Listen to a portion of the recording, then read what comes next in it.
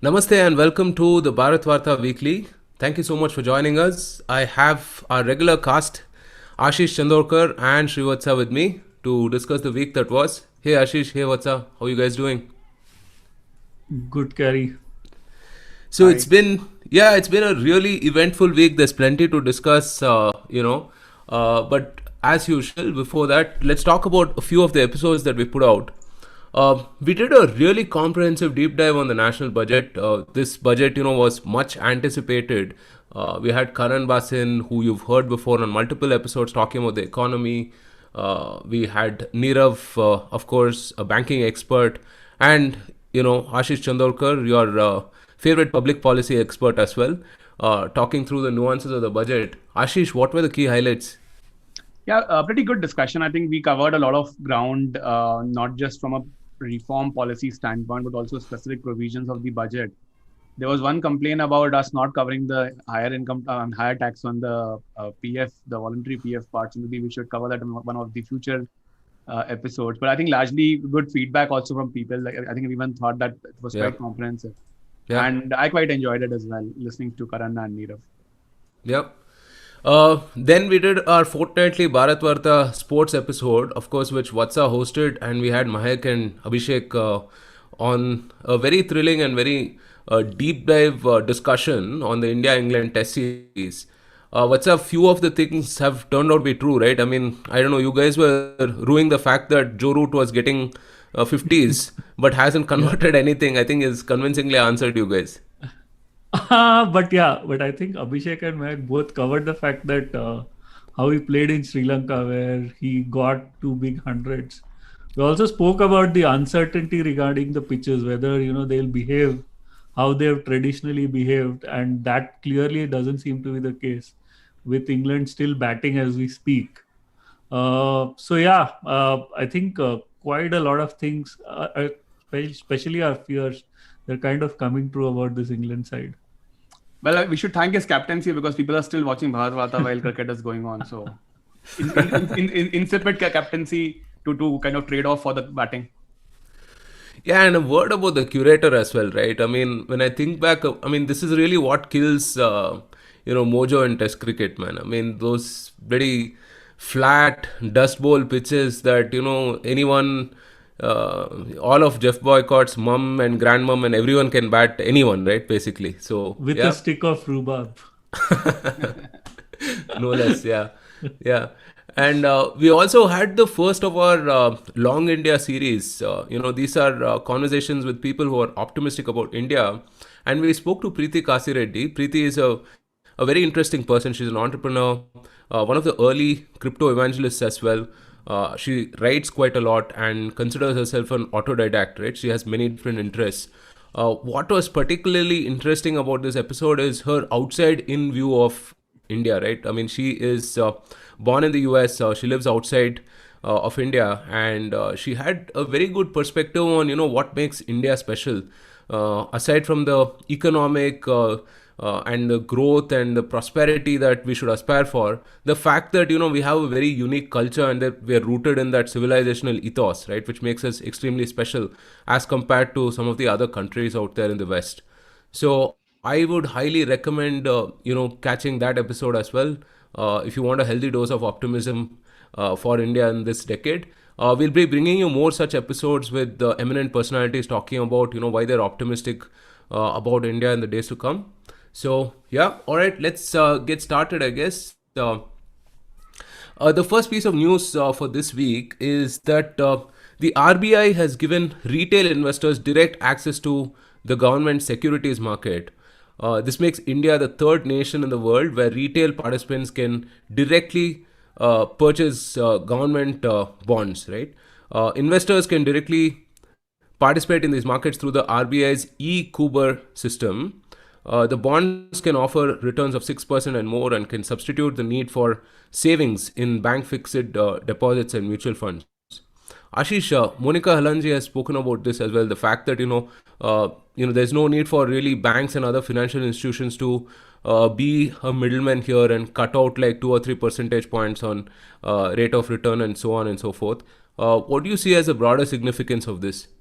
Yeah, I think it's a slightly more wider thing than that. It is not just linked to higher rate of savings. I think that would be like a kind of oversimplifying the whole proposition. What RBI is saying is that the retail investors can now buy government securities directly. We can still do that, but the market is not very liquid. I mean, the secondary market is not very liquid. So for all practical purposes today, the retail investors are shut out of this market. Mainly because it's not demat format and so on. So now what the proposal is that RBI will directly hold, the retail investors can directly hold accounts with RBI for these bonds. It's not just the Government of India bond, but also the state government bonds, which actually pay a little higher than what GOI pays, because the states have slightly higher risk premium. Although the principle is guaranteed there as well. Now, just as a comparison, let's say a 5-year return, FD return on SBI could be, let's say, 5.4%, while a 5-year India GOI bond could yield 5.6%. So I think there'll be obviously some difference there. The 10-year bond yield right now is 6%, but of course that should hopefully come down. That's on the higher side post budget, where the government borrowing went up. So that's probably a short-term rise which has happened in the yields. But all in all, it is fairly transformational, because bulk of the national savings can then go into this. Not a bulk, but I mean a good part will go into this instrument, especially for the older people, retired pensioners who are high net worth individuals and who do not want to take any market risk at all. Can easily subscribe to these bonds and basically just get an assured rate of returns. Right. The main benefit here is that this can actually open the doors to a CBDC, or a central bank digital currency. When RBI has accounts directly with the for the retail investors, and the money can move effectively between those accounts directly, right? That is like the precursor to the design of like a blockchain type design, where there's no intermediary per se, but of course it is central bank has the oversight, because India will probably go for a government backed or government endorsed crypto or a digital currency, and not a public kind of a version of it. So so not a private version of it. Sorry. So I think that is a big opportunity which will arise if this system works well. However, the implementation is the key here. This is not easy to implement. I mean, if today in the equities market, we hold demat accounts through banks or through brokerages, right? And that they hold intern accounts with one of the depositories, NSDL or CDSL. And the movement of securities happens at that level, meaning that is at the depository level where they control that. RBI has not done anything on the retail side. It's a big ask. So how they implement it and what role do they give to any other intermediaries, that remains to be seen. Also issues like KYC, like will there be like a new KYC needed, or will RBI kind of create a centralized eKYC? We've been talking about centralized eKYC for a long time, but it really hasn't materialized. Although it has become easier across asset classes, but we still don't have a proper central system there. So I think some of these issues need to be resolved. But as you rightly said, I think Monica Hallan had a good thread on Twitter about this. Krishna Hegde, whose handle is Positive Gamma, he also had a very good thread on Twitter about this. I would recommend people who are interested to know more to read those two threads on this. But quite exciting. Eventually, what will happen is that this will force banks to become more competitive. Exactly. Because a lot of money will now move away from savings and FDs into this instrument, and hence the banks will come under pressure in terms of attracting new deposits. So I think it also creates healthy competition in the market, and creates a different type of a financialization for the next few years. But of course, still I would say a couple of years before it starts. But good thought process and good development. Yeah, certainly. All right, there was quite a stir on Twitter last week. I think I have the wrong slide. Yeah. So there was quite a stir on Twitter last week. A bunch of celebrities tweeted against the farmers' protests. The incident was started by Rihanna's tweet, Rihanna the singer, in case you don't know, which asked, why there wasn't more attention on the farmers' protests in India. This sparked a chain reaction where more international celebrities jumped on the bandwagon. The foreign ministry has called these tweets, to quote, sensationalist, and again to quote, neither accurate nor responsible.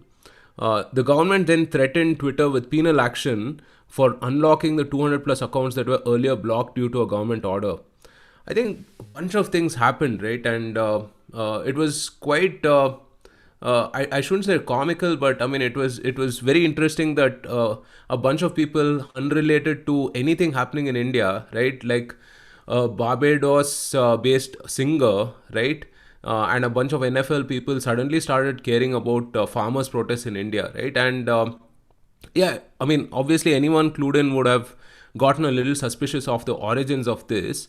But it also, I mean, it was remarkable how these, I'm saying this sarcastically, but who knows, right? How these sleeper cells suddenly got activated overnight, right? I mean, you had a bunch of these people tweeting against these farmers' protests. And such diverse range as well, right? From Rihanna to Mia Khalifa to those NFL folks. What do you make of all of this? What's a mute? So Mute two again. things happened. I think one was, I think the genesis of all this lies in the entire tractor rally and everything going wrong there for a bunch of people who called themselves farmers and protesters. So their reputation took a beating with that, and somewhere the core discussion always should have been, and the government has always tried to keep it at that, which is that tell us what is wrong with the farm laws, what is not acceptable, and we'll talk. Whereas the stand of the farmers from a couple of states has been first repeal the laws, then we'll talk. uh, and with the entire violence and all the things that happened on Republic Day, they lost whatever sympathy they had, and uh, they were kind of losing focus. So what has happened is, you know some of these celebrities abroad, and there's a document that is still publicly available, a deck with the detailed action plan and so on for 26th of Jan and subsequently, uh, has become public, and it clearly called on specific celebrities including Rihanna with details on what they would tweet.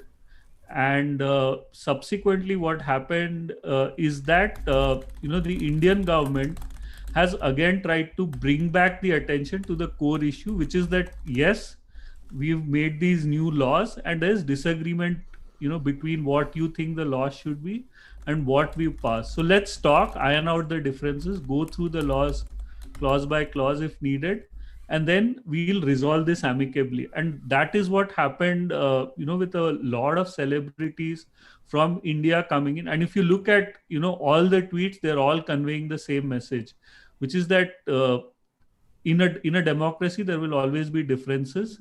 Hence, let's talk, let's resolve this internally, and if needed the laws can be reworked. But unfortunately, there were some politicians and some other folks, liberals and so on, who've chosen to attack the celebrities who are giving a fairly unifying message, in the sense that our differences, whatever they may be, can be resolved through dialogue. However, they've been called all sorts of names, which I think is unfair, especially when you have people with no skin in the game, such as the pictures you have put in. If they can talk about things being wrong, then why can't someone who's a taxpayer in India, who has skin in the game, offer constructive suggestions? Yeah. Uh, Speaking of the toolkit, the Indian police officials are actually investigating this. So for those of you who may not have clued into this, Greta Thunberg tweeted out a document that contained details on how to carry out these farmers' protests. The document, in fact, encouraged protesters to set up camps outside Indian embassies abroad, tag the Prime Minister, the Agricultural Minister, Narendra Singh Tomarji, and so on. The document also called the RSS BJP as a fascist ruling party and stated that, again, to quote, international pressure was of paramount importance. The toolkit was reported by the police to have been created by a pro-Khalistani group known as the Poetic Justice Foundation, right? And we had a bunch of our own celebrities tweeting against this, right? So in a response to this, right? So this was done under two hashtags, hashtag India Against Propaganda and hashtag India Together.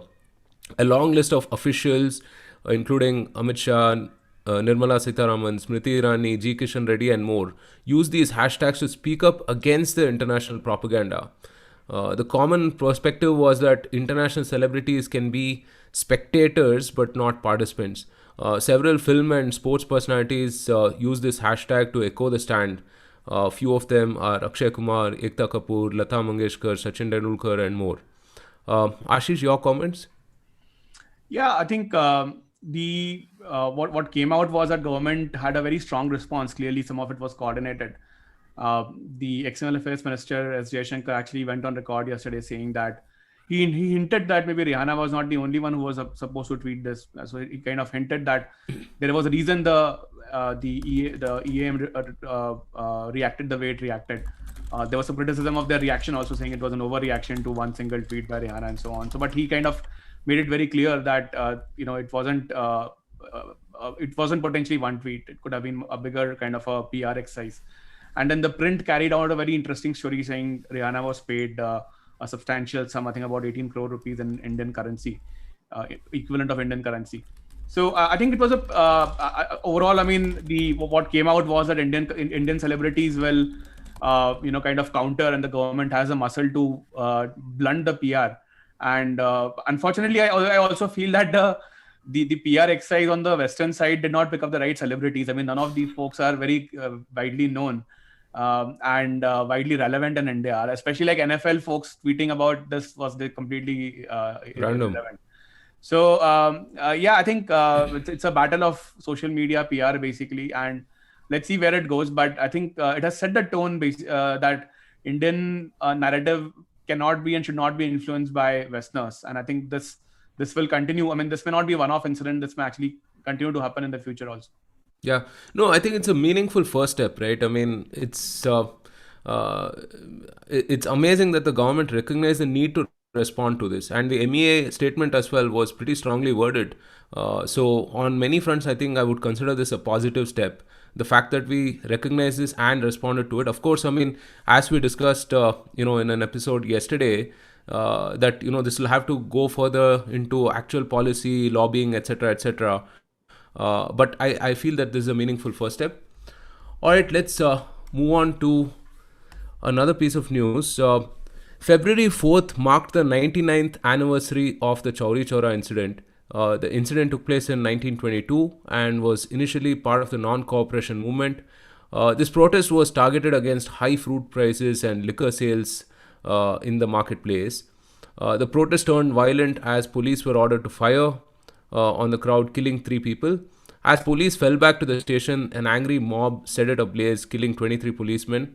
Gandhiji went on a 5-day fast after the incident and called off the non-cooperation movement on a national level. He was then arrested a few months later. Vatsa, we're talking about protests. How does this compare to what you see happening today? Yeah, so I mean, this is quite different in the sense it's part of a real nationwide stir and not restricted to one or two areas in the country. So as you briefly mentioned, this was part of the non-cooperation movement, and what happened was there were volunteers, satyagrahis as they were called, and they organized a non-violent protest against some of the acts like the Rowlatt Act, and they didn't want Indians to consume goods that were made abroad, especially clothes. So Mahatma Gandhi had a 20-point program in terms of the non-cooperation movement. The other thing with this whole non-cooperation movement, and at least I was not aware of it till quite recently, is that there were volunteers who were kind of designed to control the mobs. Mobs is probably a wrong word, but the crowds that took part in these movements, and everyone who took part in these movements was expected to silently obey, and follow discipline, and not indulge in violence, which clearly did not happen in Chauri Chaura. So, as you mentioned, what happened was that police took matters in their own hands and used excessive force. So shots were fired in the air, uh, uh, and the crowd started pelting the police with stones and bricks. Eventually, they ran out of ammo and retreated to a police station. And it was this police station that was burnt by the crowd using kerosene, and 23 policemen died. The trial that took place after this is interesting in terms of it was almost in today's world you would look at it almost as a farcical trial, in the sense that there was one approver called Mir Shikari, on whose testimony around 172 people were initially sentenced to death. And there was and he himself was part of the violence, and no questions were asked, or nor was his testimony ever analyzed critically. And there's actually a book on this written by Shahid Amin. It's a fascinating read, where he talks about the testimony in a lot of detail, the holes that were there in the testimony, and how the testimony was used to kind of extract revenge on his competitors or people he saw as threats. So in the sense, and the thing is, at least we've been told that the British were had a had have left us a legal system that applied rules consistently. They may not have done it fairly, but they have definitely applied it consistently. But that does not seem to be the case, especially in this particular instance. Now, of the 172 people who were initially sentenced to death, only 19 were finally sentenced to death, and in no small part due to the efforts of Pandit Madan Mohan Malviya, who's also known for co-founding the Banaras University. So in the end, only 19 people who were seen as the main sort of conspirators were sentenced to death, and the rest had commuted sentences or were acquitted. So very important moment in India's history, because after this, the non-cooperation movement was suspended. And also, I think if you were to look at it, compare it to today's events, it it shows that it's not really easy to have a large scale movement which cannot turn violent. So uh, hence the importance of a state, especially in a democracy, having a monopoly on violence, by which such incidents do not turn really violent, and peace is maintained in society. Right. So, I think there is another piece of news that we had to talk about, which is the fact that the Indian government warned Twitter over lifting a block on accounts, and there's a non-compliance of order related to that, right? So, India issued a notice to Twitter warning that the social media platform had to comply with New Delhi's order to block accounts and content related to a protest by farmers, right? And to quote, not assume the role of a court and justify non-compliance. I think this is also, like, it has a broader significance as well, right? I mean, what do you make of this, Ashish? Yeah, I think the issue here is that the government issued an order to a platform and they refused to comply with it, citing their international platform rules. So there's a clear clash between the platform's interpretation of their terms of service and their rules, whatever they are. I mean, not going into the fairness of them, but versus what a government is asking. So I think this is going to lead to a flashpoint. In fact, just this morning, there was a news that the head of public policy of Twitter in India has actually quit. So seems like there's certainly going to be a showdown between the government and some of these platforms, mainly Twitter. I mean, Google and Facebook probably have not been that much into controversy in India. I mean, of course, Facebook had a different controversy with the Cambridge Analytica thing, which kind of they work to quell it. But the whole Twitter thing is going to come to come to like a big controversy very very soon. Whether Indian government picks it up or some other government does it, we don't know. But the fact is that how will these platform global rules clash with, let's say, the local rules of the government in whatever country they're operating? Like for example, Poland has already done something to make sure that these platforms cannot override the national rules what the government formulates.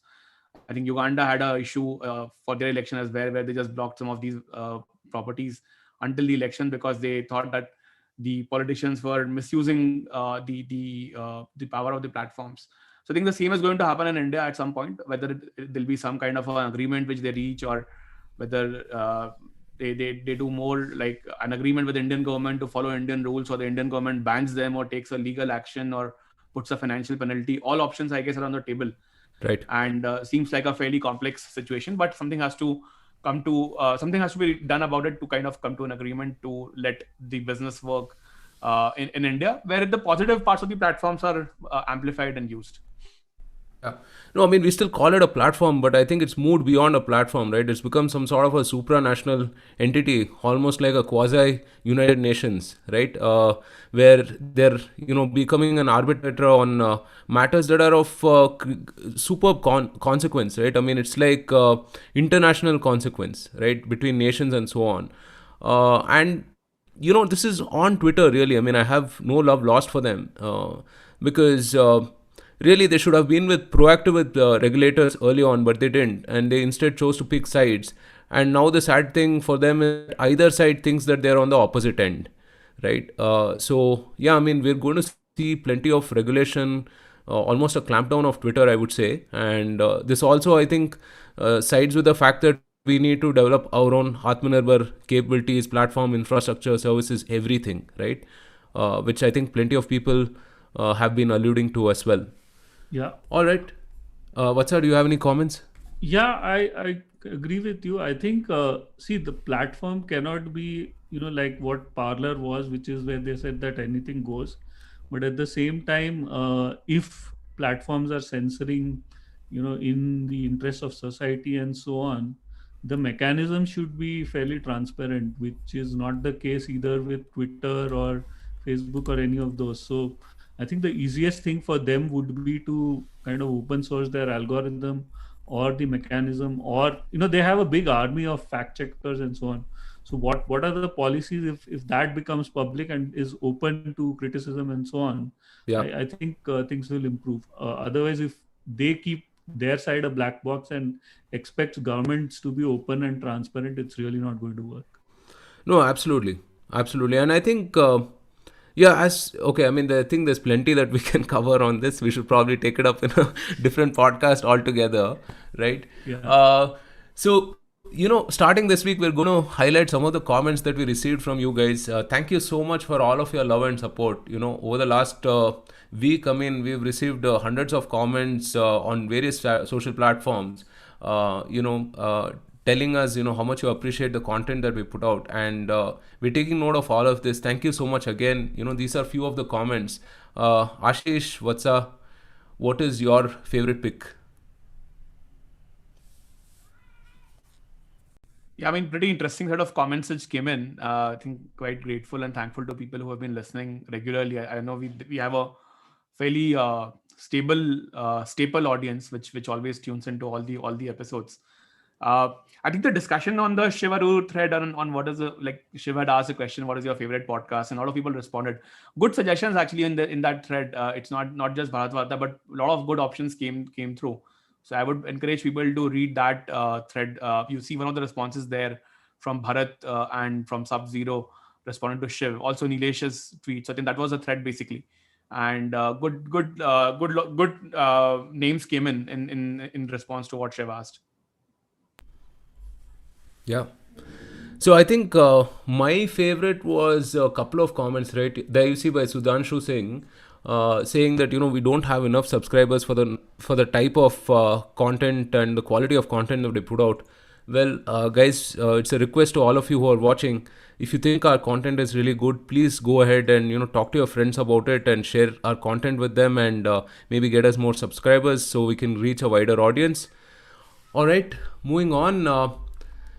We have a couple of episodes coming up. We recorded one episode yesterday, which will be put out on perhaps Tuesday next week, on how the Biden, how we will fare in the Biden administration, right? So how India-US relationship will change. So we also look at the historical precedents in terms of, have Democrats or Republicans treated India differently, right?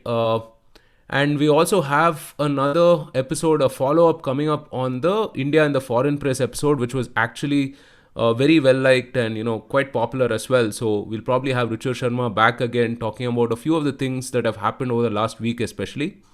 Ashish, Vatsa, anything else before we sign off? Look forward to the Indian batting. I suppose Rohit has already got out, so it needs a Pujara masterclass now to basically not lose this test match. Yeah, I think Rohit will play as a bowling all-rounder. Rohit will play as a bowling all-rounder next match for sure.